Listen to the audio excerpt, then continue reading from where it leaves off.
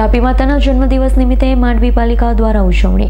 તાપી માતાના જન્મદિન નિમિત્તે 108 મીટરની ચુંદડી ભીખુભાઈ ગામિત દ્વારા અર્પણ કરાઈ માંડવી નગર ભક્તિમય બન્યું। માંડવીમાં તાપી માતાના પવિત્ર જન્મદિવસ નિમિત્તે માંડવી નગરપાલિકા દ્વારા શાસ્ત્રોક્ત વિધિ અનુસાર પૂજા અર્ચના કરાઈ હતી। તેમજ આ અવસરે સૂર્યપુત્રી તાપી મૈયાના ભક્ત ભીખુભાઈ ગામિત તો દ્વારા ભક્તિ આસ્થા ધાર્મિક ઉત્સાહ સાથે 108 મીટરની ચુંદડી તાપી મૈયાને અર્પણ કરવામાં આવી હતી, જેને લઈ અનોખો માહોલ જોવા મળ્યો। ધાર્મિક કાર્યક્રમ દરમિયાન ભીખુભાઈ ગામિત તથા તેમના પરિવારજનોએ શ્રદ્ધાપૂર્વક તાપી માતાની પૂજા અર્ચના કરી હતી।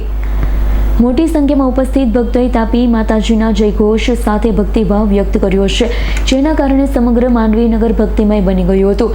ભક્તોની સુરક્ષા અને કોઈ અનિચ્છનીય ઘટના ન બને તે માટે ફાયર વિભાગની ટીમ તૈનાત રહી હતી। ઉપરાંત પોલીસ વિભાગે પણ ચુસ્ત બંદોબસ્ત ગોઠવી સમગ્ર કાર્યક્રમને શાંતિપૂર્ણ અને સુવ્યવસ્થિત રીતે સંપન્ન કરવામાં મહત્વની ભૂમિકા ભજવી।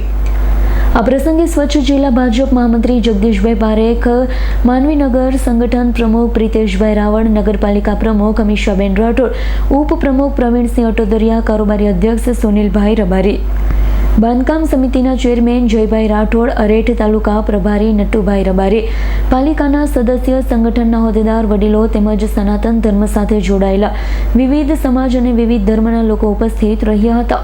તેમની ઉપસ્થિતિએ ધાર્મિક સૌહાર્દ અને સામાજિક એકતાનો સુંદર સંદેશો આપ્યો। તાપી નદીના જન્મદિવસની આ ભવ્ય ઉજવણીમાં ધાર્મિક આસ્થા, સામાજિક સમરસતા, શ્રદ્ધાનો સુંદર સમન્વય જોવા મળ્યો। સમગ્ર માંડવી નગર ભક્તિના રંગે રંગાયું હતું અને કાર્યક્રમમાં સૌના મનમાં તાપી માતા પ્રત્યેની અડગ આસ્થા અને ભક્તિને વધુ મજબૂત બનાવી હતી। જીતેન્દ્ર સોલંકીનો રિપોર્ટ, S9 ન્યૂઝ, માંડવી।